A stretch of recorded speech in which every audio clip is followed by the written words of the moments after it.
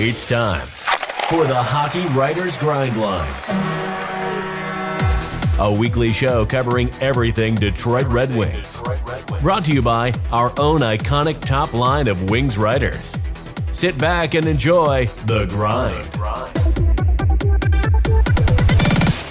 Hello, everybody, and welcome back to another episode of The Grind Line here at the Hockey Writers. I'm your host, Matthew Zator, and as always, I'm joined in by my line mates, Devin Little and Evan Sabourin. Guys, we're recording about an hour-ish, 45 minutes away from the game against the Vegas Golden Knights in Vegas, so it's a late night for anyone on the East Coast.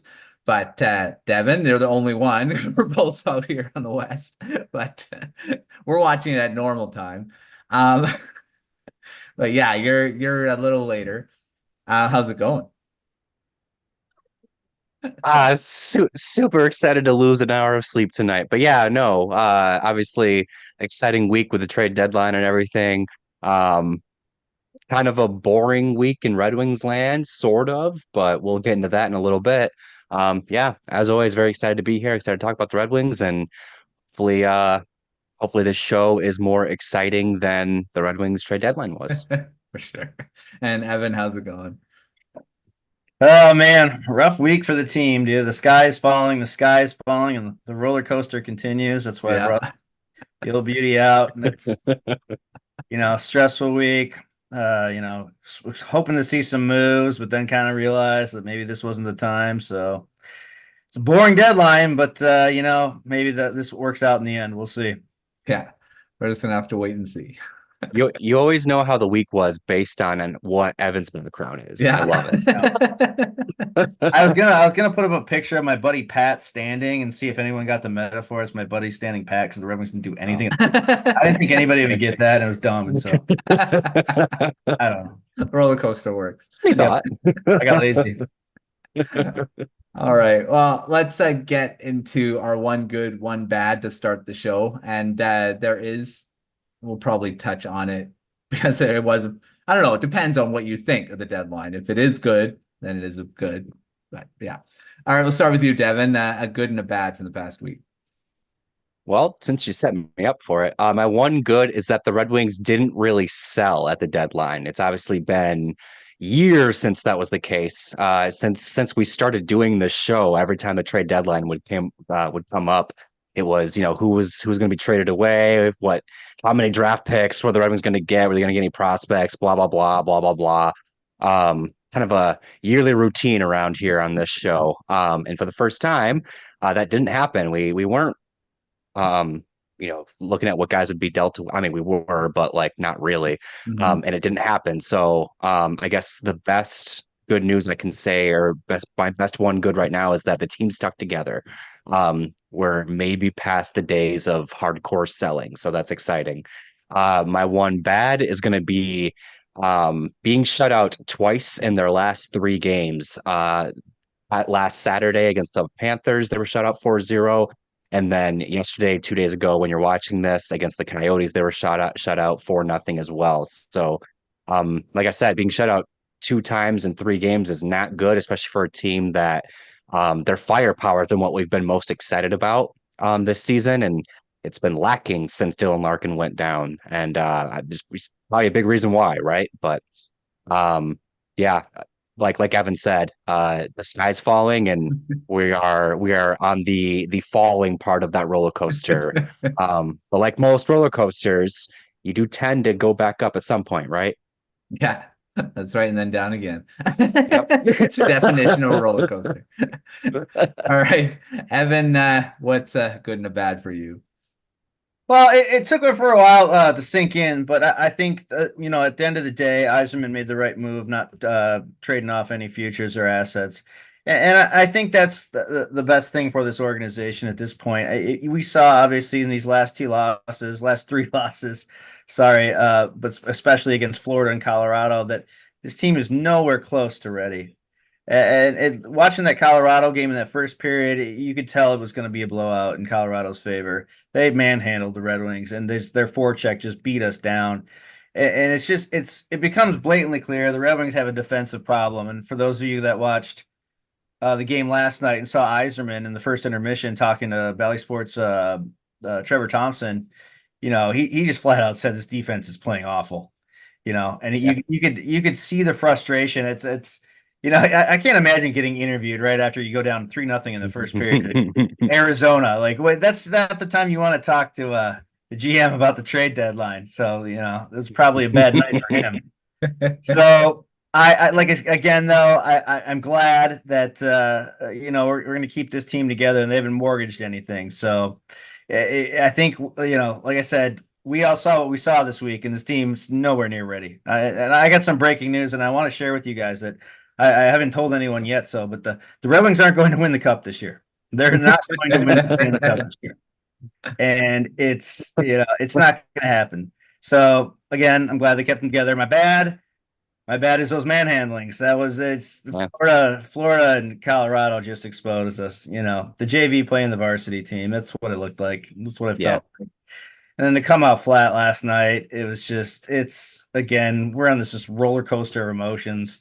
Last week, oh, we're in the playoffs for sure. This week, oh no, we're not making it. It's too much. It's too much for my health. That's the bad thing, my health.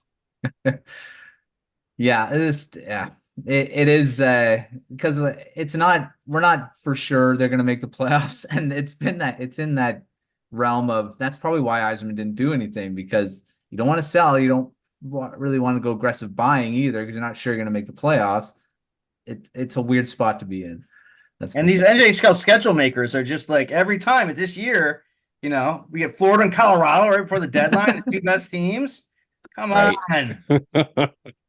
Are we talking something different if we beat, or if we beat those teams? Maybe, who knows? But that is probably the best thing that we saw. It's just not time. Yeah, no, that's right. I mean, it's not the time to do it. And on that note, let's get into our next section of the show, and that is talking about the trade deadline that just was completed. A lot of moves were made outside of the Red Wings. Yzerman wasn't busy. The only move he made was trading Klim Kostin, basically a spare part. At this point, he was getting healthy scratch. He wasn't really in the lineup very much. Traded to the San Jose Sharks for Radim Simek and a 2024 7th-round pick. So that was the only move on the day that Yzerman made. Simek is a pretty good. I mean, he's played for the San Jose Sharks, but on a rebuilding team. I don't know how much time he's going to get with Detroit. So before we get into some thoughts, what do you think about that trade? I'll start with you, Evan. Does it move the needle at all? I mean, is Simek going to be something for this team or anything? Well, I'm really interested in this trade, actually, for the logistics of this. Like, what is this signaling? Is this someone does this mean we might be seeing a Simon Evanson come up? Is this depth for Grand Rapids?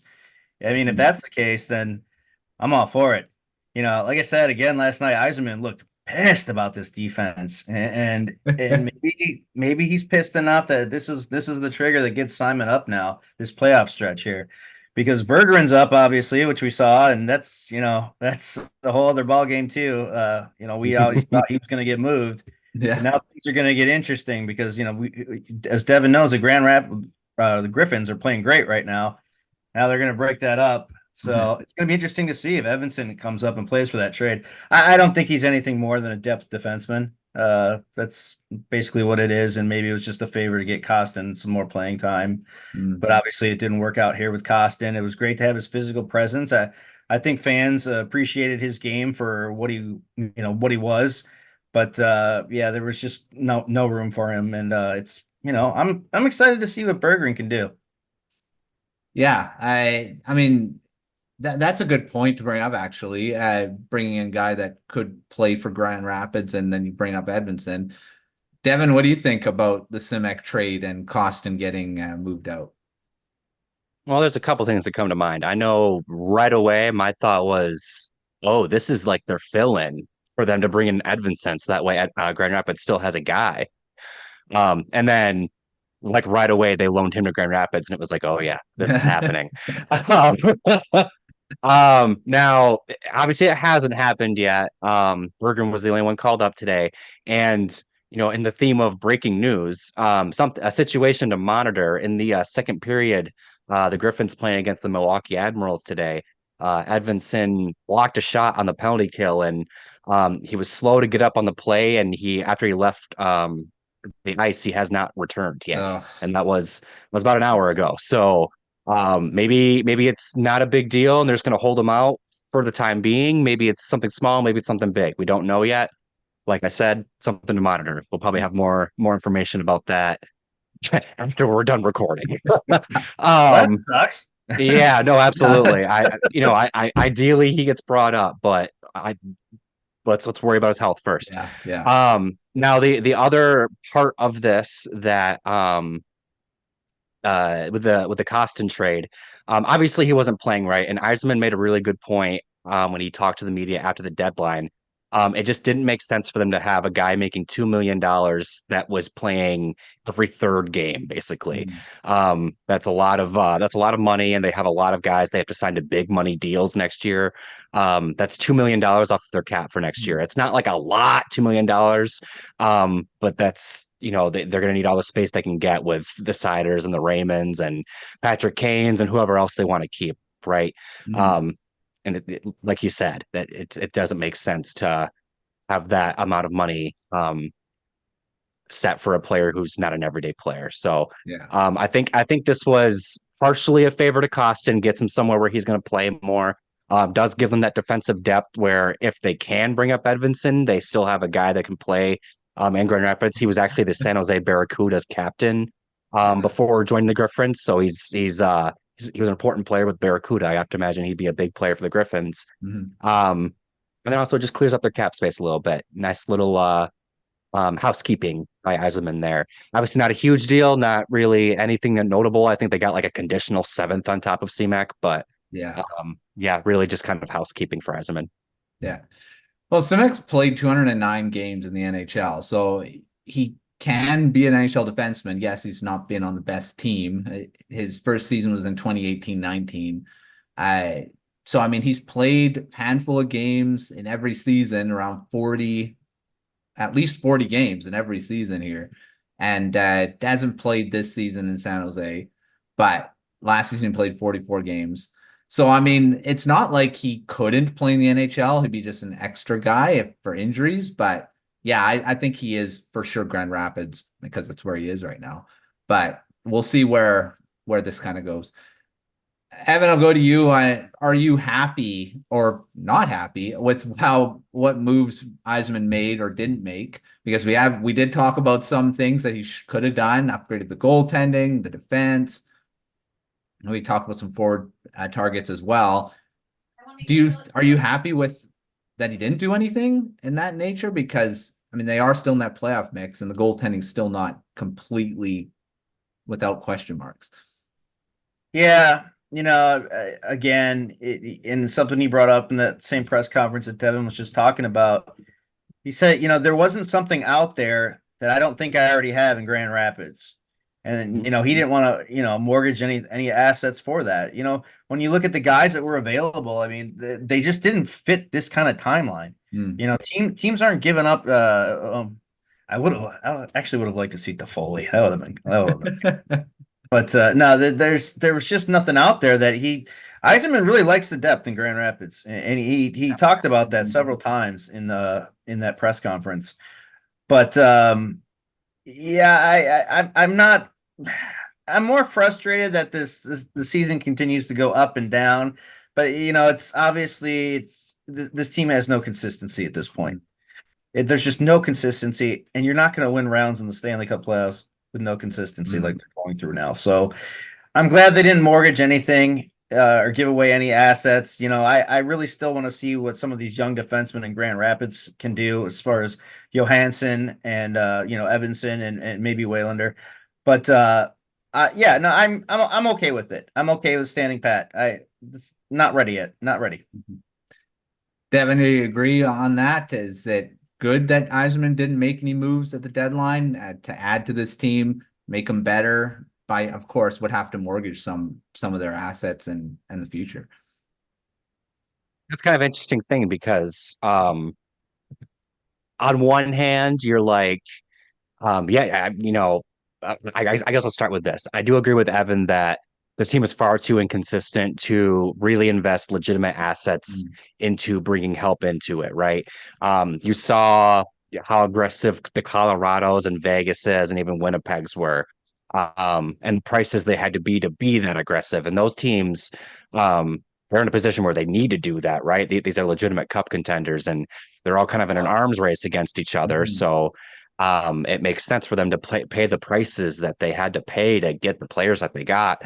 The Red Wings just aren't at that level yet. We're still very much of the mindset that making the playoffs is a successful season, not winning the Stanley Cup, just making the playoffs. Get in there, we're happy, right? Maybe win a couple games, but ultimately the hope and the prayer is that they just make the playoffs. They're just at a different spot in their cycle than those other teams. So it really doesn't make sense to pay those prices. Now, on the other hand, you can make the argument that this team's so inconsistent, it clearly means that they need some help, right? Yeah. And it was surprisingly a bit of a buyer's market this year too. You saw some players get traded for what I thought to be pretty cheap prices. I think Tyler Toffoli got traded for what, a second and a third. I think was doable.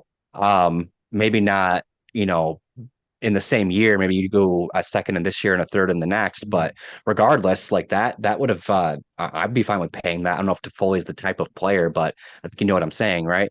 I don't know. It's one of those things where like they definitely could have. It's not like prices were so crazy high that like it didn't make sense. But at the same time, yeah, like Yzerman said, he likes his depth, and they do have a lot of depth. And you can make the argument that any player that could have gone out and traded premium assets for, Simon Edvinsson provides that value. Berggren provides that value. Marco Kasper provides that value, right? And they don't have to trade anything to do that. They just have to bring them up. At a fraction of the cost. Yeah, exactly, right? I guess at the end of the day, what I'm saying here is I think it just ultimately makes sense that they did nothing or did next to nothing because they did do something. But I think it is pretty clear that regardless of how they finish this year, I think Yzerman's going to be a busy man in the offseason, not just because he has some key contracts to figure out, but also because there's still some work to be done on the roster. There's still some holes, still some weaknesses that need to be addressed. And the trade deadline was just not the right time to address those issues. Yeah, I mean, the way the deadline went, there was quite a few players that, some of them were cheap. Others were like, you're giving up way too much. Jake Gensel went for a crazy, equivalent of what the Red Wings have to give up to get him. We were talking about Gensel. That's a lot. That's a lot of prospects. A pick, a roster player. I don't know what the equivalent would have been for the Red Wings to give up to match with the Hurricanes. Like, I was thinking about this. I think that the equivalent would have been something like Robbie Fabry, Sauce Hannes, Antti Tuomisto, and then like pick a random European prospect over it's playing over in Europe right now. Maybe like Theodor Niederbach. Like that probably would have been the package. And like honestly, I could have lived with it, but like you're getting him at a rental, right? Yeah. And how much is he? He's injured right now. Doesn't make sense for them to dump all those prospects. I don't think so. And is he that much of an upgrade over Robbie Fabry? Because we don't know what he looks like away from Sidney Crosby, right? Right. And the thing is, it's not going to a team that's definitely going to make the playoffs, and you could be done, and you only have him for a month or less. I mean, I don't know when he's coming back from injury, right? It's I don't know. It probably wouldn't have been a good risk to make. All right. Off the rush. We talked a little bit about this already with Gensel and Toffoli, but Evan, what move would you have liked Yzerman to make of any of the guys that were traded? What guy would you have loved for him to get?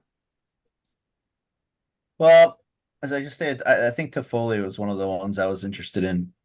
But again, it's like at what cost? At what price? It's just not ready to make that move. Now, if we were, had a big lead in the conference or whatever, and one of these top teams that didn't just manhandle us, I would have said go for it. But there just wasn't that move out there. I mean, I was thinking in the back of my head, like, what if they got Markstrom for some reason? That would have been awesome for me.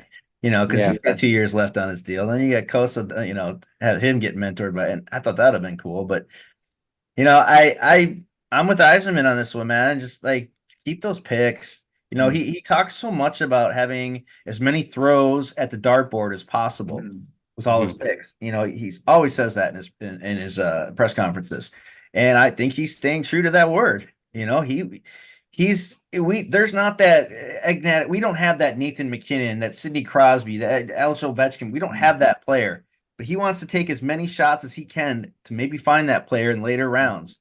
Look what he found within Braden Point. It's rare. Yeah, I know it's rare, but it does happen. Like Kucherov wasn't even a first round pick. Yeah.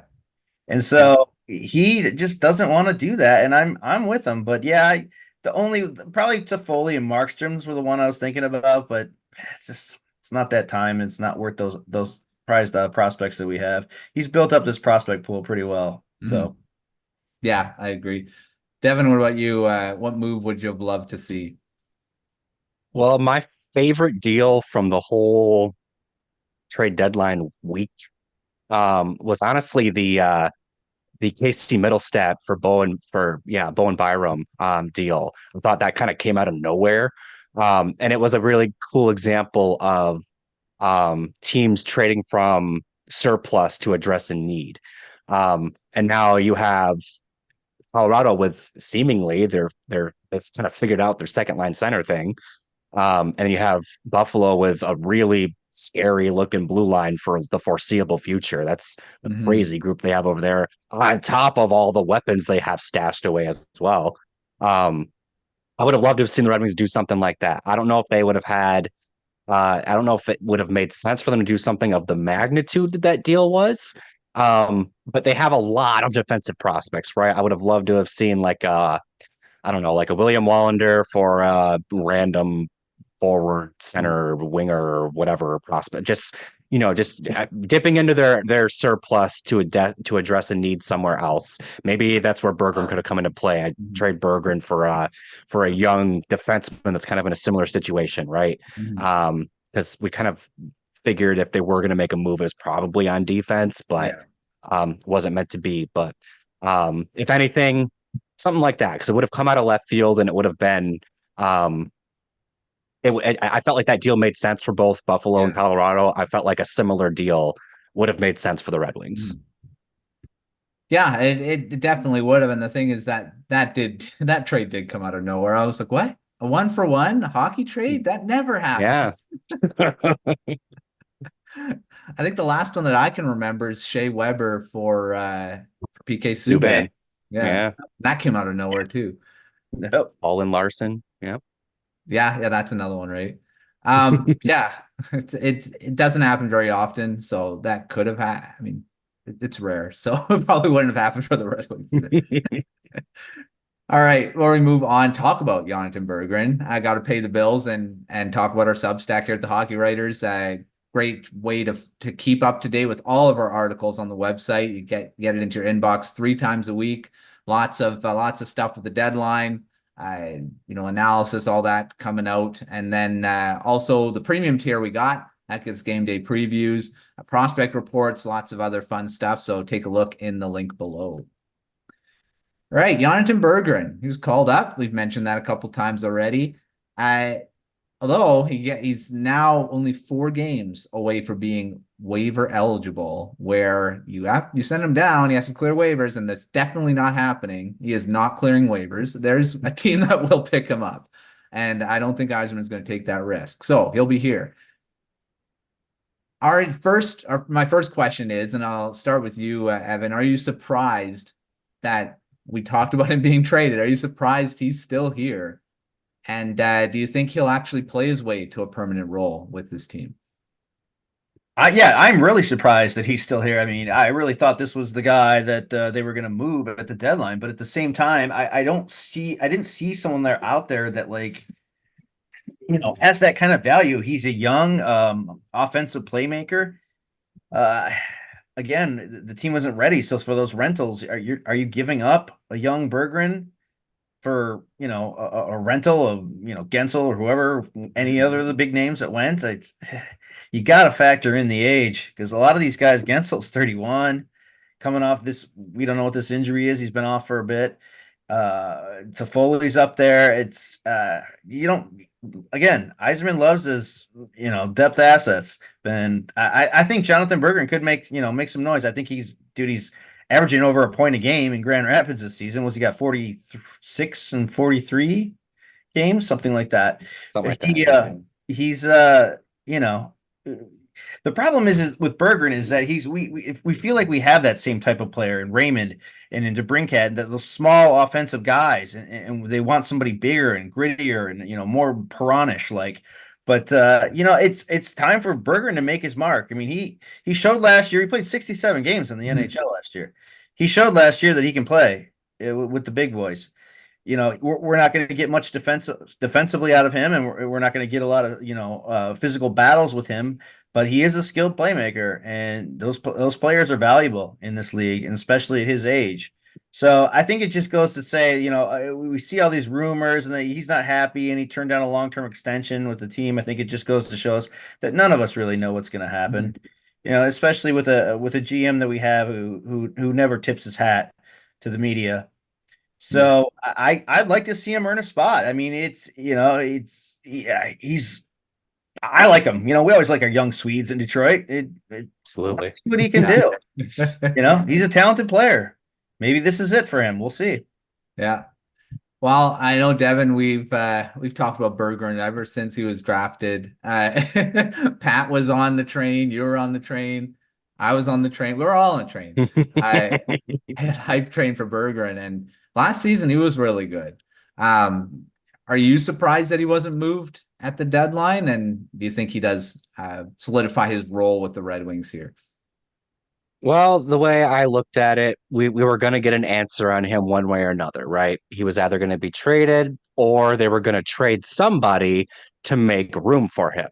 Now, they kind of did that. They traded Kostin, and that created a roster spot. Now, Berggren and Kostin are definitely not the same player, so it's not like he's filling Kostin's role, and I would hope he would be filling that role. He's not exactly equipped to fill that role. But we kind of got our answer, right? Like he didn't get traded. He at least for the time being is a part of the Red Wings plans. And I do say at least for the time being because I think that what the rest of this season is going to be is kind of a audition of sorts. Is he going to be part of this team long term? I think we're going to find out over the next month, basically. This is kind of Berggren's. He's done everything you can ask from him in the AHL this year. Like Evan said, he's over a point per game. He set the rookie scoring record in his first year, 2 seasons ago in Grand Rapids. The dude's done nothing but produce in the AHL. He has nothing left to prove down there. So if he's gonna be an NHL player for the Red Wings moving forward, this is his time to prove it. This is his time to claim that spot and to kind of make, if there's any doubters out there in the front office or whatever, this is his time to make believers out of them. Like Evan also highlighted, there's been a lot of reports about a rejected contract and whether or not he does factor into the plans. I think at the end of the day, Berggren just wants to play in the NHL. I think he agrees with me. He has nothing left to prove in the AHL. I don't blame him. So whether that's in Detroit or Seattle or I don't know why Seattle came to mind, but a bunch of other teams, I don't think he just wants to play in the NHL. So if this opportunity lends itself to him being a Red Wing long term, I think he'll welcome it, and I think he will sign with the Red Wings again. It's just a matter of proving to him that like they are serious about him being a part of their NHL team moving forward. True, and the thing is he's got so much potential in the NHL, and he's so young still. I hope that he's going to be here with Detroit because, like you said, he already has shown he can play in this league. It's just, does he have the spot? Does he have the opportunity here? And that's the big thing. And we'll see. We'll see over the next month how he plays and where he plays. About 15 minutes. In 15 minutes, right? Just update, Washington won, so now they're 3 points behind the Red Wings, and Tampa Bay looks like they're going to beat Philly, so things are getting tight here, guys. Yeah, it's getting tight. Well, on that note, we'll move to the last bit of the show here. Dylan Larkin still out another week. A big part of the team has been out for a while. they've hit the skid, 4-game losing streak right now. Hopefully it's not 5 by the time everyone's watching this. Devin, what's the issue with the Red Wings right now? What needs to be fixed for them to save this push for the playoffs here? I think two things. One, it is very, very obvious that Dylan Larkin is the straw that stirs the drink in Detroit. If there's any questions about his value to the team, we've seen it time and time and time and time again. This team is not the same without their captain, without their top center, like most teams, right? Yeah. I think that their offense clearly has taken a hit without him. Like I said, shut out 2 times in the last 3 games. So what they need to do to compensate for that is clamp down defensively and try to win games 2-1, 3-2, punch, counter punch types of games, but they're not doing that. And in fact, their defensive issues from December, that horrible month where we thought the whole team was going to be set on fire, they're leaving their goalie out to dry. Alex Lyon was, last week we were worried about his workload, and now he's getting peppered with shots. He's getting lit up. I don't know if it's all on Lyon, but you got to help your goalie. If he's gonna not burn out for this playoff push, you have to help him and reduce his workload. And the defense isn't doing that. And quite frankly, I'm actually a little disappointed because I've made this point a lot. This isn't like a young team the way that most people mean it. This team has a lot of veterans on it, a lot of guys that have played a lot of big games, have won Stanley Cups, and have been in big moments. A lot of guys, and a lot of those guys were letters for this team. They need to be the ones that take this team, kind of grab the bull by the horns with Larkin out and go, we can't let this slip through our fingers. We had a 6.7-8 point cushion in the Eastern Conference, and like Evan just said, it's gone. And you can't just be like, oh, we lost Larkin and now we're not a playoff team anymore. Maybe, but you gotta give yourself every chance you can to win these games. And like Evan said earlier, you can't lose that game against Arizona. They're on a skid of their own, and that's a team you gotta beat if you're gonna make the playoffs. So I need to see this leadership group outside of Larkin step up and grab this team's attention, and the defense just in general need to help their goalies. I'm assuming Reimer's going to play tonight, I should say. And they're going to need all the help they can get because, like you said, Larkin's not coming back tomorrow or the next day. He's got another week before we can even start thinking about what the team looks like with him and back in it. Yeah. Evan, what do you think about this skid? And what do they need to do to get out of it? Dude, defensively, the talent's just not there. It's just not. Yeah, and like I said, we talked about Yzerman talking to Trevor Thompson last night. You could just tell. Jeff Petrie. I mean, if you watch that Colorado game and the way they forechecked the Red Wings defenseman in their own zone, it's night and day. I mean, and they probably took the same blueprint from the Panthers from a few nights before. They're having a big time struggles with zone exits. Sorry, I got something caught in my throat. But they're having trouble moving the puck up, and it's not good. And so defensively, I don't think you're gonna see much change because we're seeing the same pattern that we saw in December, and it's not gonna improve with the kind of talent I think that they have in the defensive zone. That's just how it is. I think Jeff Petrie is overwhelmed back there when he plays. And you saw that last night in the Arizona game. He just the simplest things of pucks jumping over his stick and not clearing the puck. And it's not just him. And Yzerman mentioned that too last night. He said the forwards are to blame too. It's just defensively, it's just not there.